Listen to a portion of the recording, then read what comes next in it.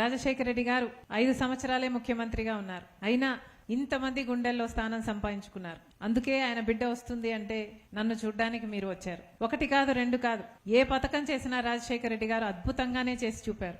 ఉచిత విద్యుత్తో మొదలు పెట్టారు రాజశేఖర రెడ్డి గారు. ఆ తర్వాత రుణమాఫీ చేశాడు. రైతులకు ఏ విషయంలోనైనా అండగా నిలబడ్డాడు. మద్దతు ధర అయితేనేమి, విత్తనాల ధరలు తగ్గించడం అయితేనేమి, పంటకు గిట్టుబాటు ధర ఇవ్వడం అయితేనేమి, సబ్సిడీలు అయితేనేమి, లేకపోతే రుణాలు అయితేనేమి, లేకపోతే బీమా అయితేనేమి, ఇలా 1 కాదు 2 కాదు, రైతునైతే నెత్తిన పెట్టుకున్నాడు రాజశేఖర రెడ్డి గారు.